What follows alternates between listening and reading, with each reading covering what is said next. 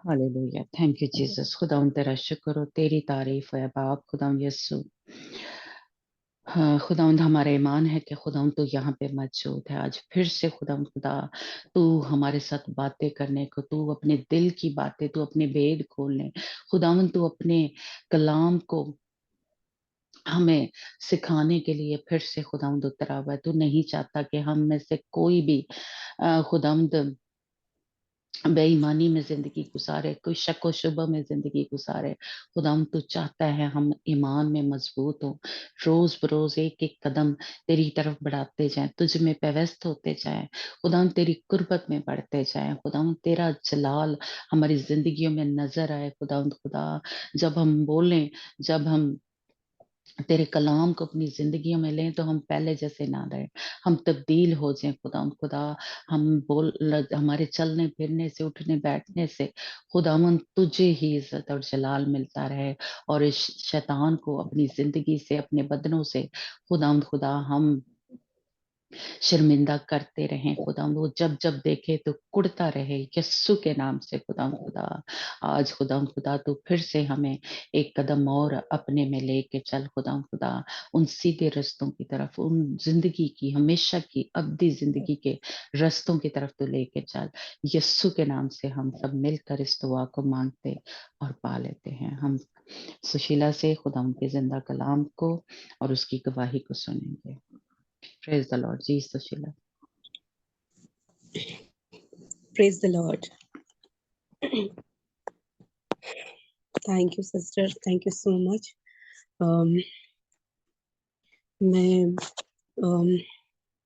मैं पहले वचन पढ़ना चाहती हूँ। खुरूज जो निर्गमन है हिंदी में, मैं वो पढ़ना चाहती हूँ। 12 और उसका मैं 12 और 13 ये 2 वचन पढ़ना चाहती हूँ।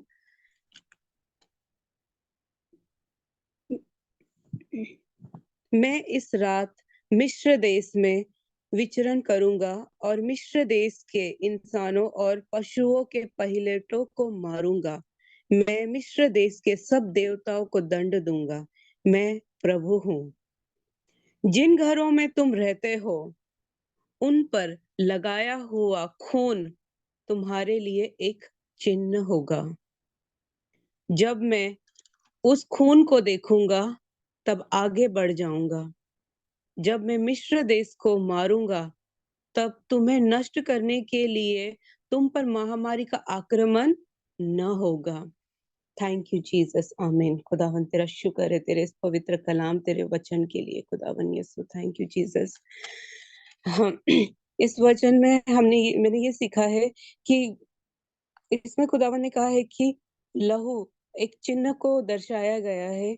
कि इसमें कहा है कि जब जब मिस्र पे बहुत सारी परेशानियां आ रही, जब लोगों पर, वहाँ के लोगों पर बहुत परेशानियां आ रही थी, तब परमेश्वर ने मौत के फरिश्तों को भेजा वहां पे, सब चीजों को तबाह करने के लिए, सबको मारने के लिए। लेकिन खुदावन ने अपने लोग जो उन्हें बहुत प्यार करते हैं, उनकी दुआ जब सुनी, तब उन्होंने कहा कि एक चिन्ह उन्होंने भेजा, और वो चिन्ह लहू के रूप में उन्होंने भेजा। कि लहू, कि जिसके भी घरों के बाहर वो लहू देखेगा, तब वो मौत का फरिश्ता उन घरों को छोड़ देगा, वहां के लोगों को छोड़ेगा, और बाकी सारे लोगों पर वो तबाही फैला देगा।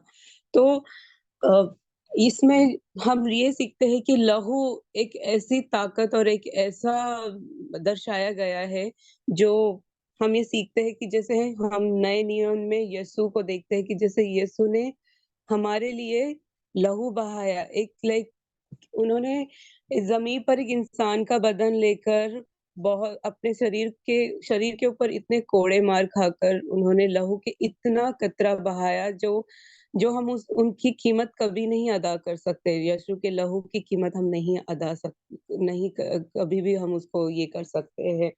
तो इसी तरह से जैसे लहू इतना बड़ा एक चिन्ह दिया है कि जब लहू को देखकर जब वो मौत का फरिश्ता उस घर को छोड़ सकता है, तो लहू की इतनी इम्पोर्टेंस दिया गया है। तो लहू फिर कितना कीमत है जो यीशु ने हमारे लिए बहाया गया है। तो जैसे ही उस घर को छोड़कर लहू उस घर के दरवाज़े पे लगाने से वो मौत का फरिश्ता दूर चला जाता है उस घरों को छोड़कर। तो इसी इसी वजह से जब हम यीशु का लहू भी अगर हमारे जीवन में इस्तेमाल करते हैं, हमारे हर कामों में यीशु का लहू को इस्तेमाल करते हैं, तो हर एक चीज़ें हमारी ज़िंदगी से भी इसी तरह से निकल सकती है। जैसे ये मौत का फरिश्ता उन घरों पे के बाहर वो लहू को देखकर वो निकल गया, उसी तरह से हम अगर हमारे जीवन में भी यीशु का लहू लेते हैं, माँगते हैं, लगाते हैं और हर एक सिचुएशन में अगर हम यीशु को याद करके उसका लहू माँगते हैं, तो हम हर एक चीज़ों से, परेशानियों से हम दूर होते हैं। क्योंकि लसु यीशु ने हमारे लिए लहू बहा के उन्होंने अपने कीमती लहू बहा के हमारा उद्धार किया है, हमारे हमारे हर एक पापों को उसने लिया है। तो हम यीशु का लहू की कीमत को हम कभी नहीं चुका सकते हैं। हालेलुया। और मैं ये कहना चाहती हूँ कि यीशु का लहू जब भी हम प्रार्थना करते हैं, मैं जब भी प्रार्थना करती हूँ और मैं यीशु का लहू माँगती हूँ, तो मैंने मेरी ज़िंदगी में देखा है कि बहुत से मिरेकल होता है, अगर हम विश्वास करें तो ही होता है, अगर विश्वास नहीं करें तो कुछ नहीं होता है। बहुत सारे मिरेकल होता है जाने-अनजाने में, हमसे बहुत सारी गलतियाँ हो जाती है, लेकिन अ, मेरे लिए मतलब एक बहुत बड़ी बात है कि जब यीशु का लहू मैं माँगती हूँ, जब भी तकलीफ में, परेशानी में होती हूँ, तो मैंने हमेशा हमेशा मेरे हर सवालों का मुझे जवाब मिला है। मैं रिलीज़ हुई हूँ। जैसे मैंने पहले बताया था कि कुछ दिन पहले जब मैं ट्रीटमेंट के दौरान मैंने आपको बताया था कि मेरे हाथों से एक क्लाइंट का फेस पूरी तरह से जल गया था। और आप और मैं सब जानते हैं कि हम हमें अगर एक छोटी-सी भी हमारा चोट लगती है या जल जाता है, हम किचन में भी काम करते हैं, तो वो इम्पॉसिबल है कि वो पूरी तरह से ठीक हो जाए 2 या 3 दिन में। लेकिन वो क्लाइंट बत इतना था कि उनका फेस बुरी तरह से जल चुका था, पूरी उनकी स्किन के सारे अंदर की लेयर्स दिखाई दे रही थी। लेकिन जब मैंने प्रार्थना किया, प्रेयर किया, फास्टिंग प्रेयर किया और मैंने एक ही बात कहा कि यस्सु मैं तेरा लहू माँगती हूँ। ये जो मेडिसिन जब मैंने हाथ में मेडिसिन पकड़ा था उसे देने के लिए, मैंने उस दवाई पर यस्सु का लहू लगाया और मैंने कहा कि जीसस मैं इस मेडिसिन में तेरा लहू लगाती हूँ और ये मेडिसिन मैं उसे देने जा रही हूँ। तू इस लहू से खुदावन उसका पूरा जो फेस का दाग धब्बा जो उसका फेस जल चुका है, ये यीशु तेरे नाम से तेरे लहू से ठीक हो जाए खुदावन ये मेडिसिन तेरे लहू में बदल जाए। मैंने बहुत कंटिन्यूअसली मैंने प्रेयर फास्टिंग करके मैंने 2 दिन 3 दिन मैंने प्रेयर फास्टिंग किया और मतलब मैं इतनी ये थी कि मेरे मैंने प्रेयर फास्टिंग किया उसके बाद मैंने आपको बताया कि 2 दिन में ही उस लड़की का पूरा फेस ठीक हो गया और तीसरे दिन वो खुद चलकर आई थी और उसका फेस पूरी तरह से ठीक हो गया। तो मेरे लिए शायद ये बहुत बड़ा मौजज़ात मिरेकल था कि किसी का जला हुआ फेस वो कैसे ठीक हो सकता है। तो ये खुदावंद का चमत्कार है कि जो लहू मैंने माँगा कि यीशु ये तेरा लहू मैं लगाती हूँ, तेरे लहू के द्वारा ये वो चंगी हो जाएगी, उसका फेस सारा ठीक हो जाएगा और यही मौजज़ात है कि जैसे हम यीशु का लहू इतना पावरफुल है, इतना पावरफुल मैं मानती हूँ कि शैतान के जितने भी एजेंडे उसके हैं, जो हमारे खिलाफ वो करता है और हम जब यीशु का लहू प्रार्थना में इस्तेमाल करते हैं, तो शायद शैतान यीशु का लहू ये सबसे बड़ा हथियार है। लहू एक शायद बहुत बड़ा हथियार है, जो शैतान से लड़ने की हमें ताकत देता है। क्योंकि हम इंसान हैं, हम इंसान शरीर में नहीं लड़ सकते, लेकिन आत्मिक होकर हम यीशु का लहू माँग के और बदरू है शैतान के हर एक उसके प्लान को, उसके हर एक ना जो भी हमारे खिलाफ उसका प्लान होता है दिन भर में जो हमें इस्तेमाल करके हमें अंधकार में या हमें पीछे ढकलने की कोशिश करता है। लेकिन जब हम लहू माँगते हैं, लहू लेते हैं तो उस लहू के द्वारा वो अंधकार लहू का सामना नहीं कर सकती है। वो सारे जो शैतान के प्लान है, वो लहू का सामना नहीं कर सकते। जो भी तंत्र-मंत्र, जादू-टोना जो भी होता है, जो लोग करते हैं, जब हम लहू माँगते हैं, तो वो लहू हमारे ज़िंदगी में आने से वो कोई भी तंत्र-मंत्र, जादू-टोना, अंधेरी शक्ति, अंधकार की जितनी शक्ति है, वो लहू का सामना नहीं कर सकती है। लहू में इतनी ताकत और कुव्वत है, जो मैंने देखा है, मैंने मोजज़ात, मिरेकल यीशु का देखा है। जब-जब मैंने लहू माँगा है, अब मैं तब-तब खुदावंद ने मुझे मेरी हिफ़ाज़त की है, हमेशा मुझे मदद किया है खुदावंद ने, और लहू में बहुत ताकत और क़ुव्वत मैंने ये जाना है। तो मैं हर वक़्त, हर समय मैं यीशु का लहू माँगती हूँ। मैं विश्वास करती हूँ जब हम लहू माँगते हैं तो हम कितने भी गुनहगार क्यों ना हो, मैं भी एक बहुत गुनाह की ज़िंदगी में थी।